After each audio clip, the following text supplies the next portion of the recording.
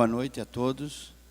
Nossos agradecimentos ao SESC, à TV Unimep, que mais uma vez grava um trabalho, uma sessão à la Cecílio Elias Neto, contando das suas histórias como escritor de Piracicaba. E agradecemos ao apoio sempre da Raizen, do Grupo Cosan e da Caterpillar, sem os quais seria impossível a publicação de obra em tão alto nível de trabalho como foram esses livros da trilogia sobre Piracicaba. E aqui com o Cecílio e com o Eduardo Araújo, eu tenho uma tranquilidade para falar sobre arte. Primeiro, porque eu não entendo de artes plásticas, e outra, porque não tenho a vocação que o Cecílio tem. Mas tenho a facilidade de perguntar primeiro para o Cecílio sobre a sua arte, a arte do belo. Escrever literatura, que é a descrição do belo, foi diferente de jornalismo, que seria, ao contrário, a descrição do feio? Alô? Alô? Boa noite. Bom, ele começou já me colocando a escanteio, né? Mas tem que enfrentar o que vai fazer. Isso é próprio do Evaldo. Meu caro Eduardo, Evaldo, senhoras e senhores, eu me sinto muito honrado por esse convite do SESC e por mais esse documentário que está sendo feito pela Unimep, pela província e também pela Tribuna de Piracicaba. Quanto à arte, há muita coisa para explicar, mas eu não vou fazê-lo aqui sempre. No começo desse livro, eu citei, acho que na primeira ou segunda linha, que se tratava da minha maior aventura literária. Porque eu ia entrar num mundo mágico, no mundo da arte, num mundo misterioso, que ainda hoje se discute na realidade o que é arte. E eu tomei como princípio uma frase de um grande historiador, Gombrich, que é historiador de arte, que ele diz o seguinte, e eu me convenci disso: a arte, com A maiúsculo, não existe. O que existem são os artistas. Isso eu achei muito importante, porque, na realidade, sem o Criador não há criação. Então, a arte é resultado justamente dessa visão do artista, que é diferenciada, é algo que eu costumo dizer, um tipo de uma loucura. O místico e o artista têm muito de proximidade. O poeta, o músico, o artista tem muita proximidade. Então, só que tem uma diferença, né? O místico não tem profissão.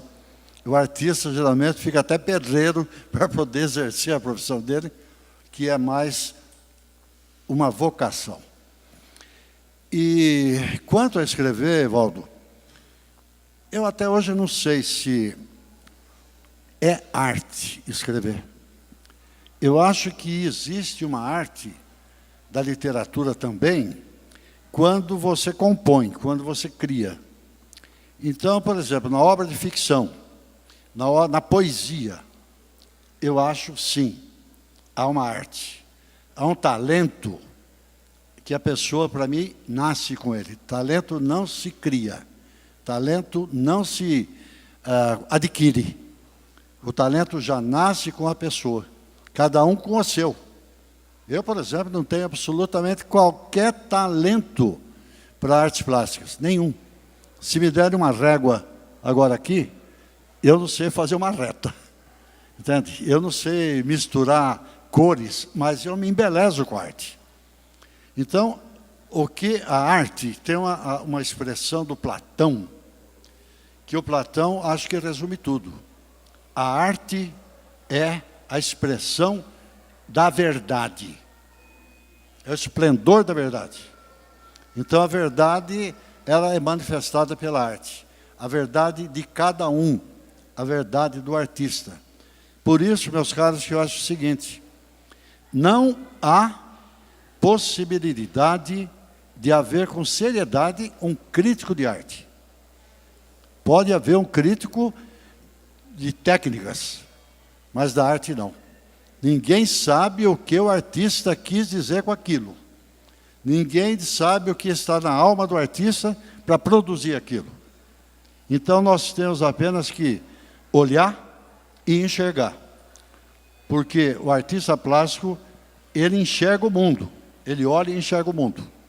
Então, nós temos que saber enxergar, olhar a obra de arte e enxergar a alma dele naquela obra.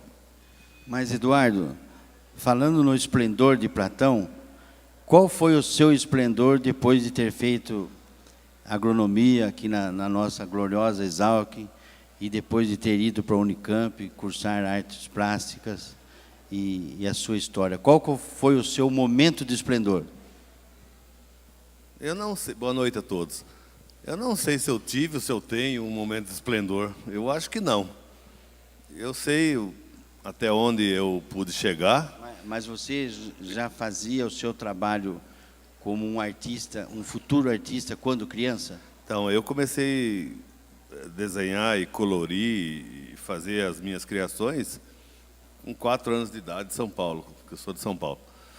E lá as minhas tias davam os materiais, eu não sei se era para eu ficar sossegado, né, para ficar quieto, mas eu ficava 4 horas, 5 horas desenhando seguidamente. Quando eu vim para Piracicaba, a minha mãe também me deu material de pintura, aliás, me deu o primeiro cavalete, óleo e tal, com 9 anos, e eu comecei a pintar. Sentei na frente da minha casa, pintei minha casa, pintei a Rua do Porto, é claro que na concepção infantil, né, naquela ingenuidade. Mas eu ficava quieto enquanto eu pintava e desenhava. Eu queria fazer, talvez, belas artes, fazer uma escola de artes. Mas eu acabei passando o farol vermelho e casei com 18 anos. Então, fui fazer agronomia, que era uma coisa que eu gostava também. Então, eu acabei ficando em Piracicaba, já tinha filho, né? Eu levava o meu filho na escola, na agronomia, aos sábados e domingos, eu jogava bola e tal. Mas eu nunca deixei depois de pintar e desenhar. Tá, e qual foi o passo para chegar no ateliê que você tem até hoje? Então, aí eu me formei agrônomo em 77, exerci numa empresa durante 15 anos, retornei em 92. Aí eu resolvi assumir, dar uma guinada de 180 graus e assumir realmente a minha vocação artística. Tanto que isso gerou uma frase de meu pai, ele falou, ele não vai morrer como agrônomo, ele vai morrer como artista. Eu não sei se eu sou artista, eu gostaria de aprender muito mais do que eu sei, fazer muito mais coisa, pesquisar muito mais coisa. Mas eu enveredei por esse caminho, que não me arrependo, e segui a minha estrada. Então, até hoje. Então, para mim foi uma guinada de 180 graus, mas eu gostei gostei porque está dentro, talvez, de uma vocação que eu tinha que seguir. E você, como diretor da Pinacoteca, e acompanhando todo o movimento das artes em Piracicaba, o que você julga da Florença brasileira a que o Cecílio se refere? Faltou alguma coisa nesse trabalho ou o copo passou o volume de água? Eu acho que eu não tenho condições de fazer considerações a respeito do livro, porque o livro ele tenta ser completo, se ele não o é, em todas as vertentes e todos os movimentos e manifestações artísticas desde do século XIX para cá. Com o advindo de pessoas também, inclusive da Europa, né, e que influenciaram bastante Piracicaba nesse sentido. E o livro próprio descreve isso. E dando oportunidade a artistas estrangeiros, inclusive muitos escultores e pintores, estarem aqui para poder contribuir dentro da arte em Piracicaba. Eu não saberia mensurar, nem fazer qualquer tipo de consideração, não sei se eu estou à altura, mas acho que não, de um trabalho que o Cecílio fez e que me encantou pelo roteiro, pelo conteúdo, mas principalmente pelo roteiro, porque o livro no início era para ser uma coisa e o Cecílio complementou. Ele fez um livro... Só contribuindo essa ajuda que o Arnaldo, editor, não, deu, Arnaldo Branco, deu, indo à Itália, em Florença mesmo, e fazendo a relação do que existe lá e do que existe aqui, contribuiu muito para o seu trabalho. Sim. O que você pode nos fazer uma lembrança, além deixando de citar para a TV Unimep, que como temos sempre falado, que nós estamos aqui com o escritor de Piracicaba. Então, você é muito responsável em fazer essa explicação como representante hoje do mais alto grau do estilo de escrever e com a capacidade, com a força estilística que você tem. Bom, vocês estão querendo me deixar constrangido, pelo jeito, né? Eu agradeço as manifestações suas, a apreciação, mas esse livro eu reputo ter sido um trabalho conjunto. Eu apenas me deixei inspirar por isso, fui levando, sabe, conhecendo um pouquinho cada vez mais, mas a história desse livro nasce exatamente com o Eduardo. Isso pouca gente sabe. O Eduardo, ele sugeriu que se escrevesse um livro sobre o Salão de Belas Artes, sobre a Pinacoteca. E ele falou isso com o Jairo Matos, até houve uma tentativa há 2 ou 3 anos atrás, né, Eduardo? Para que se fizesse isso. O Eduardo, um belo dia, me procurou, o Jairo, e falou assim: Cílio, vamos escrever, você não quer escrever tal. Eu me entusiasmei com a ideia, mas eu achei, logo percebi, que não deveria ser apenas os artes, porque o Salão de Belas Artes é consequência de toda uma história. É uma história de beleza, de veneração pelo belo que Piracicaba tem. Ela vem desde os índios, Paiaguá, passa por, explode com Miguelzinho. E eu comecei, então, a perceber, já tinha conhecimento, mais ou menos, dessa história. Me empolguei com o livro, exigiu de mim muita coisa, mas eu tive o trabalho de companheiros. O Eduardo me ajudou muito também na seleção das obras do Salão de Belas Artes, da Pinacoteca. O Arnaldo, meu editor, que eu chamo de meu anjo da guarda. O Arnaldo, depois de muitos anos, me conheceu, e um belo dia ele foi pedir que eu fizesse um artigo para o livro do 15, do centenário do 15. Foi aí que nós nos conhecemos. E ele se entusiasmou com o meu acervo, aquele negócio, com a produção, e nós começamos, então, a trabalhar conjuntamente. Entrou Marcelo, entrou a Patrícia, entrou a família, entrou todo mundo, entrou você também, o Evaldo. E esse livro saiu. Esse livro saiu, digo para vocês e repito, foi uma grande aventura literária minha. Cansou pra caramba, mas me gratificou. Sobre o 15 é até interessante para registrar aqui na TV Unimep e para a história que o Arnaldo e um outro pessoal chegou na tribuna, 3 jornalistas chegaram na tribuna e me perguntaram assim: quem em Piracicaba pode escrever sobre o 15 de Piracicaba? Eu falei: eu garanto que não, mas quem poderia escrever já morreu, que era o Delfim, da Rocha Neto. Mas quem no lugar do Delfim? Eu falei: olha, só tem um outro.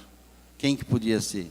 Daí é que eu falei do Cecílio, e qual foi a surpresa que em 3 dias, acho que no máximo 3 dias, ele aprontou um trabalho que os editores pensaram que fosse demorar pelo menos 20 dias. Então, aquilo foi realmente uma paixão sobre o 15, sobre a história do futebol em Piracicaba.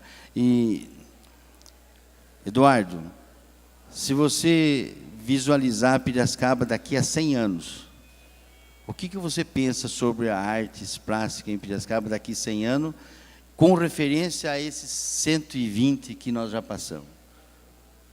Olha, eu posso fazer alguma consideração sobre hoje.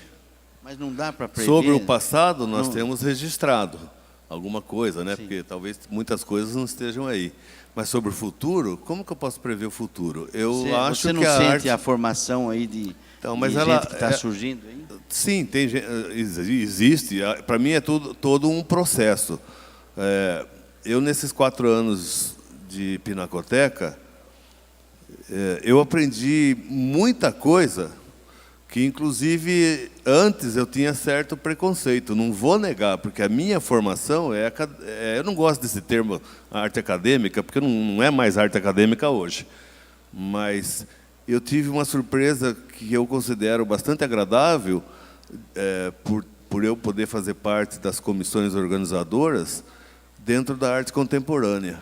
Então, eu estou aprendendo um pouco, porque a gente organiza o Salão de Arte Contemporânea, e eu me surpreendi muito. Eu não entendia nada, mas eu também ainda continuo não entendendo, mas eu estou aprendendo, e eu vejo o trabalho das comissões de seleção e premiação, e os trabalhos que vêm inscritos, e isso me surpreendeu bastante, porque tem coisa muito bonita lá. É muito boa. É um salão conceitual, e a gente vai prestando atenção e vai aprendendo. E no futuro, eu acho que a arte é infinita em termos de criação. Tanto artistas de uma tendência ou de outra, de uma vertente ou outra, artista vai surgindo e ele tem uma infinita possibilidade de criação. Então, daqui a 100 anos, como será que estará a arte em Piracicaba? Eu acho difícil falar alguma coisa a respeito. Eu aproveito tentar, na ajuda em responder isso, dizendo que nós temos hoje em Piracicaba uma lição de que seremos os fiéis depositários dessa história. Nunca tivemos uma lição tão boa com o trabalho que o Cecílio fez, no sentido de produzir esses documentos a partir de agora, ou agora mais contemporâneo, para que não deixemos isso, vamos dizer assim, no canto, deixar lá no baú apenas aguardando o tempo. Então, acredito, e aqui não é crítica, mas uma sugestão, que a própria Pinacoteca, e temos o apoio do Instituto Histórico e Geográfico, cujos diretores, a presidente, se encontra aqui, se encontram conosco, e que eles poderão, esses dedicados à história e às artes, a manter um trabalho, não como o rascunho da história, mas fazendo já quase que sistematicamente. Cecílio, você ainda está disposto a trabalhar em algum livro futuro sobre história agora? Trabalhar em algum livro eu estou disposto. Agora não sei sobre o que vai ser, embora não, já haja uma programação. Nós estamos falando sobre aquele livro dos 250 anos que está em produção. Ah, sim, está em produção. Sim. E agora, em agosto, nós já lançamos o terceiro livro da trilogia. Aproveita falar sobre, pelo menos para a TV Unimep, sobre esse último volume da trilogia que já está pronto. Nós vamos lançar agora em agosto, no aniversário da cidade, o último livro da trilogia. Então, o primeiro foi Piracicaba, que amamos tanto. O segundo foi Piracicaba, um rio que passou a nossa vida. E agora o terceiro, que já está em gráfica, e me garante o editor que está muito bonito. Eu fico aqui que nem na sala de parto, aguardando para ver o bebê, né? E espero que seja bonito. E eu sei que vai ser. E a Piracicaba Florença Brasileira, ele foi fora dessa série. A Doçura da Terra, que é o terceiro livro, eu tento escrever mostrando que a fertilidade de Piracicaba é tamanha, é algo assim surpreendente, riquíssimo, que o piracicabano ainda não tem grande consciência disso. Piracicaba, a terra, nosso local, nossa região, é tão rica que ela não produz só riquezas materiais, não produz só açúcar, não produz só para a economia, ela produz pessoas. Então, nós temos homens e mulheres no passado e também no presente, um contínuo de pessoas muito especiais, significativas, que construíram Piracicaba. Então, Piracicaba, para mim, é um berço. Era um berço, inclusive, de genialidades. Que o que nós tivemos, não é o momento de citar, mas eu pretendo agora, nos 250 anos também, é outro livro. Eu sou máquina de escrever atualmente. Mas agora é computador mesmo. Mas, Cecílio, voltando um pouco sobre a arte de escrever. Nós estamos aqui gravando um novo programa e até agora não comentamos sobre isso. Faça um resumo aí de como foi José de Alencar em Piracicaba, no Monte Alegre, quando deixou, entre tantas obras maravilhosas do romance brasileiro, deixou escrito tio. O tio. Que é, inclusive, por favor, explique o que significa esse tio. Bom, Piracicaba, ela foi esse centro da inteligência. Eu acredito que tenha sido, veja bem, essa é uma opinião pessoal minha, pelas coisas que eu estudei, pelo que já soube, já ouvi de homens como Mário Neme, Tales de Andrade, João Chiarini. Eu acredito que os Moraes Barros transformaram Piracicaba num centro nervoso da política e da cultura nacionais. Piracicaba, então, por causa de Prudente Moraes, do senador Moraes Barros e de Luiz de Queiroz, ela foi esse centro cultural, esse centro de pioneirismo em Piracicaba. Então, nós recebíamos muita gente que vinha de fora, que vinha nos visitar, que vinha conhecer os Moraes Barros, o Barão de Resende, o Barão de Serra Negra. Inclusive Raul Pompeia. Raul Pompeia. O autor do Ateneu. Então, o livro Ateneu, que ele escreve, foi daí, em meu entender, que nasceu a expressão o Ateneu para Piracicaba. Porque Raul Pompeia, ele era irmão do dono do Engenho Central, que era o Rodolfo Miranda. Então, irmão da mulher, isso. Que ela se chama Aretusa, de onde veio o nome Aretuzina. Mas Piracicaba, o Zé de Alencar, quando veio a Piracicaba, era o Marquês de Monte Alegre, que era uma das personalidades políticas mais importantes do Brasil. Estava aqui em Piracicaba. Ele foi o homem que editou o primeiro jornal de São Paulo, que é o Paulistano, o Farol Paulistano. Ele foi um homem assim, de grande importância, e ele recebia pintores, recebia escritores. E o José de Alencar, hospedado em Monte Alegre, na casa do Marquês, ele viu o rio e deu o nome de Tio, que é o título do livro, a um personagem do livro, porque ele imaginou aquele personagem sinuoso, que nem as curvas do rio, que formavam um tio. Então, ele escreveu o livro em Monte Alegre e se hospedou também no outro relicário de Piracicaba histórico, que é a Chácara Nazaré. E naquele tempo ele já era deputado provincial, que chamava naquela época. Sim, deputado provincial. Então ele tinha uma influência política extraordinária. Mas então aí fica registrado para a TV Unimep uma coisa que nos programas anteriores não havíamos ainda comentado. Mas, Eduardo, o que você pode nos dizer sobre a sua arte, o seu ateliê em relação à Unicamp? Já que não estamos perguntando de agronomia baseado na Luiz de Queiroz. Você deixou Luiz de Queiroz, tudo bem, não vamos entrar nesse detalhe. Mas aquilo que você trouxe da Unicamp para o seu ateliê, você daria um conselho para a juventude de hoje que gosta de arte, daria conselho para que procurasse a Unicamp ou alguma escola? Ou qualquer outra instituição, desde que ele... Fala sobre a docência das artes. Sobre a docência das artes. Você não tem só a Unicamp. Eu fui à Unicamp porque eu conheci um professor, estudei no ateliê dele por 11 meses, depois fui convidado a frequentar a Unicamp. Mas poderia ter sido qualquer outra instituição, em qualquer outro lugar, que me desse a oportunidade de estudar um pouco mais. Eu acho que quem tem vocação para a arte e que deseja realmente desenvolver o seu talento na área, ele deve procurar estudo.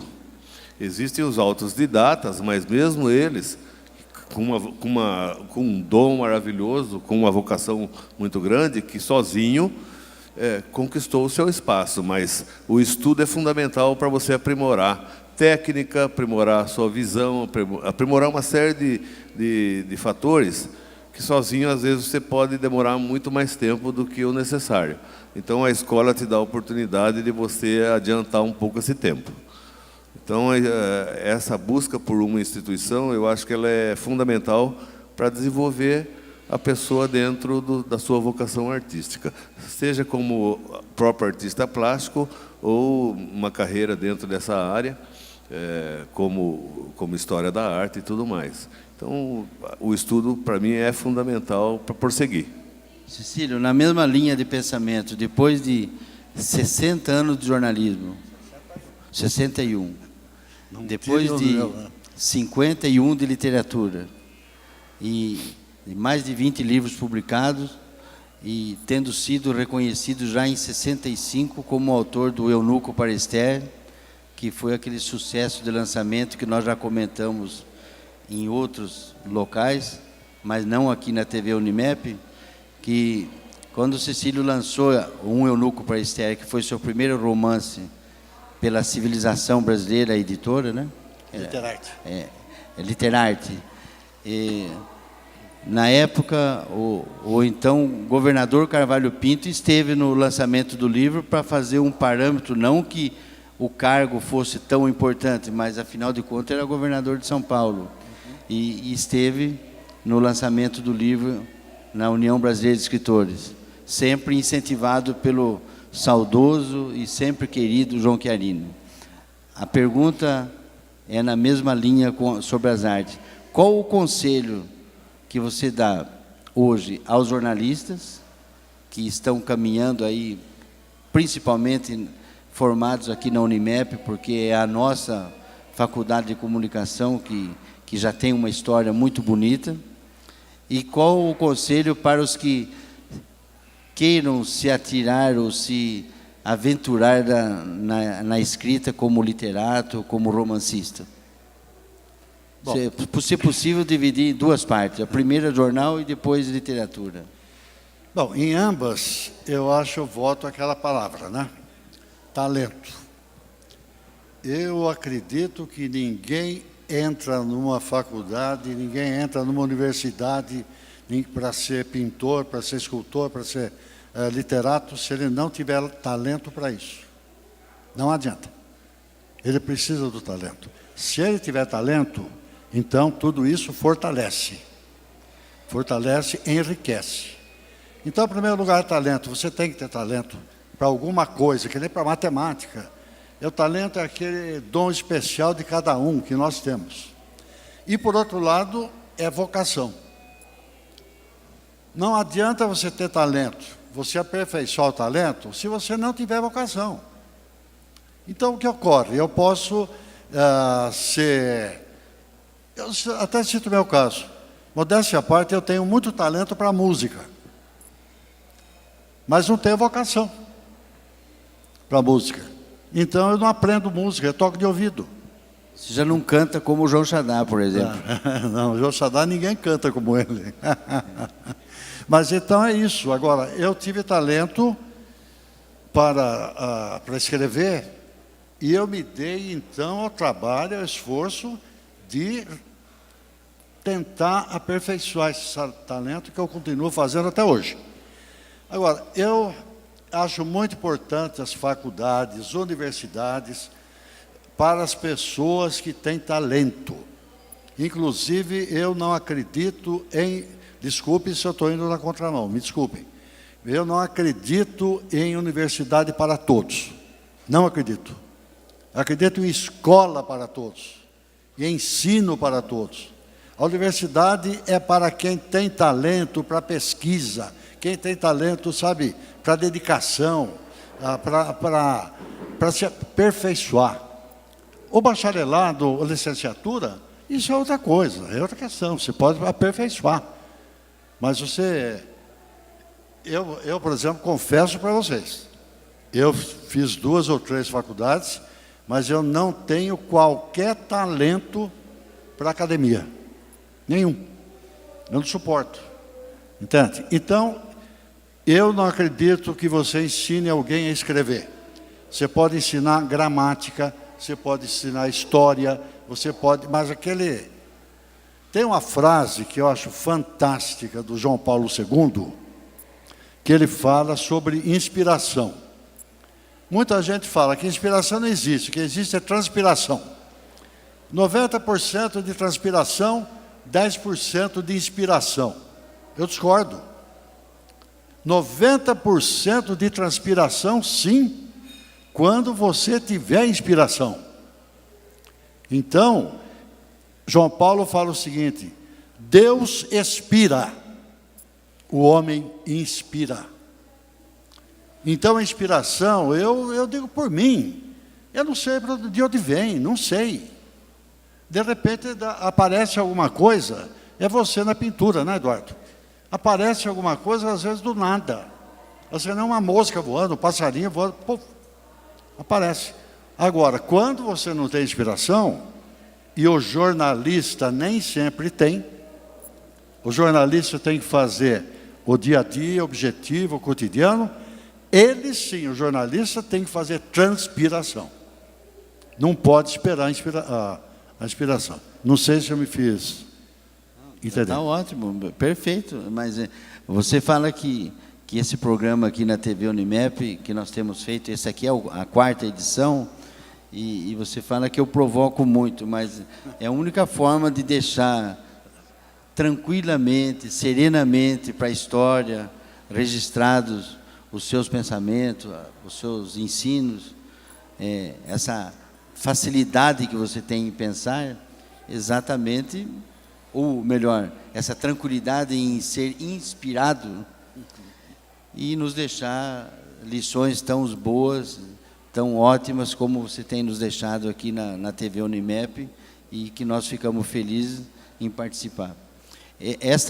Para quem chegou depois, aqui no SESC, e para quem também ligou a televisão agora, fiquem cientes que esse trabalho é feito hoje no SESC com o lançamento do livro Piracicaba, a Florença Brasileira, e temos como entrevistado o Eduardo Araújo, que é artista plástico e diretor da Pinacoteca, e do escritor Cecílio Elias Neto, cujo currículo dispensa comentários e apresentação, e que conta com o apoio da Província, que é um jornal do Cecílio eletrônico, da Tribuna Piracicabana, que, através do nosso trabalho lá nesses 43 anos, e de tantas outras entidades e empresas que nos auxiliam e colaboram com esta série. Eduardo, qual outro conselho que você teria sobre inspiração para as artes? Eu não tenho conselho nenhum, porque se o conselho fosse bom, a gente... Mas... sim, mas você tem uma experiência que você pode passar. Eu tenho uma experiência. Eu acho que não é bem para produzir? Inspiração. Você tem aquele momento que vem de querer produzir alguma coisa, você tem uma ideia, você tem um rumo, né, que aparece, ou tem um momento. Isso não é inspiração para você. Eu não acho, porque às vezes você tem isso o dia todo e às vezes você passa uma semana sem fazer nada. Mas não diria que é inspiração, porque você tem uma ansiedade em produzir, e o artista, aí ele começa a produzir, e tem... Principalmente a arte contemporânea é diferente, porque é infinita possibilidade. Você é uma sensação de criatividade e você tem infinitas possibilidades. No caso da arte figurativa, você tem ou um modelo ou uma referência da onde você tira a sua interpretação para aquilo. Essa arte figurativa, exatamente eu corresponderia ao jornalismo, na literatura.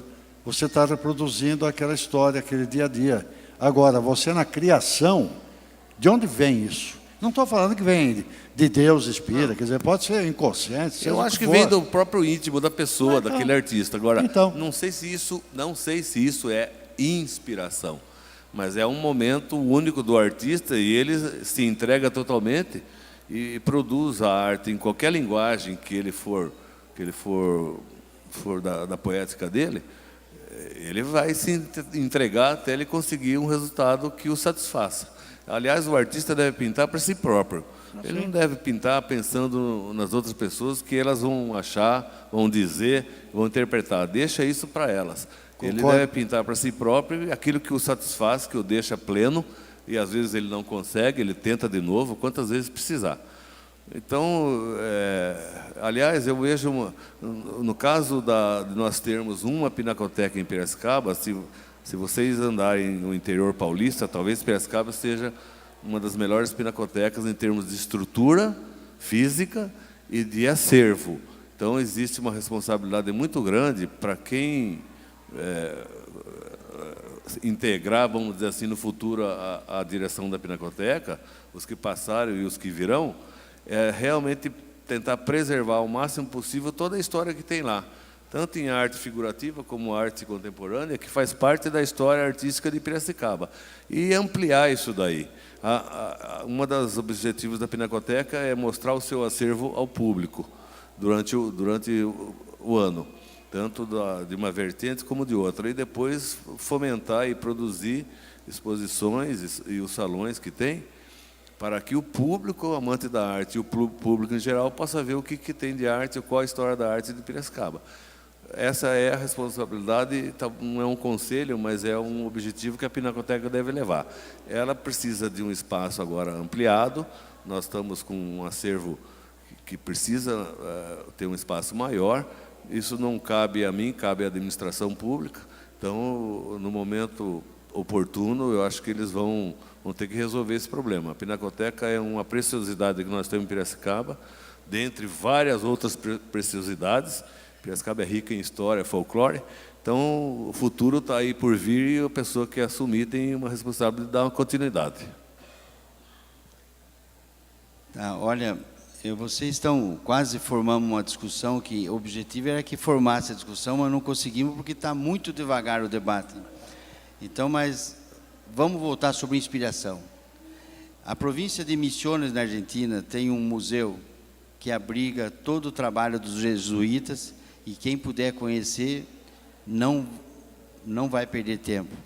E lá um dos poemas em que você olha a arte que está exposta, e o poema diz assim: eu falei com as mãos para que vocês ouvissem com os olhos. Então, por isso que acho que essa frase resume muito bem o que é inspiração. Porque é alguém que escreveu, não sei quem é que escreveu esse poema, ele quis explicar exatamente que a inspiração foi tanta que ele conseguiu falar com as mãos para que outros ouvissem com os olhos. É meio difícil. Cecílio, quando você põe a mão no teclado, e eu sou testemunha que você não consegue mais escrever à mão, manuscrito. É uma história muito antiga. Acabou a caneta para o Cecílio. Só teve um livro que ele conseguiu escrever à mão.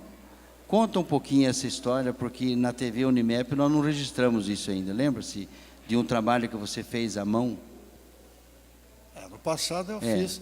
Inclusive, eu comecei a escrever à mão, porque eu estava em São Paulo. Tá, e daí, o sentido da pergunta final é o seguinte: na hora do teclado, você imagina que as pontas do dedo é que acabam pensando? Não, essa questão de inspiração, para mim, é uma coisa realmente angustiante. É angustiante. Eu não fico assim, tranquilo com esse negócio de transpiração, sem inspiração, não fico tranquilo. Porque ainda ontem mesmo, a minha filha está aí de testemunha, eu estava procurando não sei o que no computador, encontrei um artigo antigo meu. Na hora que eu li, eu falei, não fui eu que escrevi isso. Tem coisas que eu vejo, que eu tenho certeza que você vê um quadro seu e fala, não fui eu que escrevi. Existe alguma coisa que o homem não consegue explicar. E essa inspiração existe na ciência também. De repente, a tal história do clique, né? Do Eureka. O caso de Einstein, ele mesmo falou que ele teve uns momentos só de lucidez, criou a teoria da relatividade e depois não pensou mais. Eu não acredito que seja apenas o inconsciente, porque o inconsciente faz parte da gente, não é? É consciente, eu acho. Então, eu não sei. Você usa da tua... O consciente executa. Você materializa aquilo que o seu consciente, talvez até junto com o inconsciente, aquilo já está armazenado. Eu acho que em qualquer setor, mas você materializa, você usa das suas mãos como instrumento. O seu talento, você recebe e você executa pelo seu talento. Que às vezes você executa, depois você se surpreende com aquilo que você produziu. Agora, o artista, o escritor... Agora, a inspiração não é a todo momento também. Quer dizer, você tem inspiração, por exemplo, para escrever um livro, mas no meio do capítulo não tem mais, não sabe o que fazer com aquele capítulo. Eu costumo dizer, por exemplo, em ficção, que é muito diferente escrever ficção e escrever um livro narrativo. Sim. Muito diferente. Na ficção, você não tem controle sobre o personagem. É uma coisa impressionante. Eu me recordo que no Bagaço de Cana, isso eu conto poucas vezes, porque corro o risco de passar por mentiroso, e tinha um personagem que eu adorava, chamava Graça, Maria da Graça. Você revisou, você se lembra dela. Era uma pobrezinha. E eu, casado então com a Mariana, mãe dos meus filhos, uma bela noite falei, Mariana, não acredito, a Graça vai morrer. Ela falou, não deixa ela morrer. Você que está escrevendo? Eu falei, não, mas ela vai morrer. E eu comecei, e ela ia caminhando para morrer. No final, ela me encontrou soluçando. O que aconteceu? A Graça morreu. Não consegui segurar o personagem. Não consegui. Então, você é tomado pelo personagem. Você me fez lembrar de uma entrevista, um bate-papo que tive, lógico, por ordem do João Chiarini naquele tempo, com o falecido José Mauro de Vasconcelos. E José Mauro de Vasconcelos, na época, década de 60 e 70, para os mais antigos aqui, foi o grande literato que influenciou as escolas de primeiro e segundo grau daquele tempo. Primeiro com Meu Pé de Laranja... Minha Canoa. Meu Pé de Laranja Lima, depois Doidão, Rosinha, Minha Canoa, Coração de Vidro, que eu acho o melhor livro dele, que não muito conhecido. E cheguei e perguntei para ele como é que... A minha curiosidade tinha quanto? 19 anos de idade, eu quis saber como é que ele produzia o livro. Primeira coisa, eu nunca produzi ele do começo ao final, fui produzindo picado. Então ele dizia que escrevia cada história que ele imaginava de acordo com o tempo. E agora, não é... O tempo está aí, em Foz do Iguaçu, no Hotel Caimã, existe uma sala com os originais do livro dele, e lá existem aquelas divisões que ele fazia com os livros, porque o dono desse hotel era muito amigo e ele ia lá para passear no Parque Nacional do Iguaçu. Então, veja como que isso é interessante, a forma de escrever. E eu ouvi falar, isso não foi eu que conversei, mas comentava-se que o Jorge Amado também escrevia picado. Só que o Jorge Amado escrevia para a dona Zélia revisar, porque ele só ia escrevendo, colocando as histórias, e nunca dando forma para o texto, apenas usando a inspiração e não usando a gramática. Gramaticalmente ele era péssimo, mas é o maior contador de histórias do mundo. Eu acredito, Cecílio, Eduardo Araújo, que em mais esse programa da TV Unimep, nós estamos, não digo que contribuindo muito, mas contribuindo com uma parte da história, da literatura, das artes em Piracicaba, aqui no SESC, e que foi muito interessante esse SESC aqui, tenho certeza para o Cecílio, porque foi um dos que lançou a pedra fundamental, foi seu pai, Tufi Elias. E um dia eu cheguei para ele e falei assim, seu Tufi, por que o senhor não fala para colocar o nome da dona Amélia, alguma coisa assim, logo depois que dona Amélia havia falecido? Ele falou assim, não, daí todo mundo vai dizer assim, nós vamos ao SESC, nunca ninguém vai dizer que nós vamos na Sala Amélia, como tem hoje aqui a Sala Amélia Elias. São coisas comunicacionais que uma pessoa simples do comércio, como era seu pai, mas sempre sábio, e ele me passou esse ensino, e que eu acho interessante deixar registrado aqui para a TV Unimep, e que nós estamos falando para uma escola de comunicação, que é a nossa Universidade Metodista. Eu agradeço pela tribuna, agradeço ao Eduardo, agradeço ao Cecílio, que somos parceiros nessa programação, agradeço e agradecemos a presença de tantos amigos, companheiros, artistas, escritores, poetas, E para simbolizar todos, não podia deixar de citar o nosso eterno prefeito de Piracicaba, João Xadá, que é um artista plástico, sempre agradável, sempre brincalhão, e que recebe, nessa finalização do programa, como um dos mais antigos artistas plásticos de Piracicaba, tanto na idade como no tempo de produção.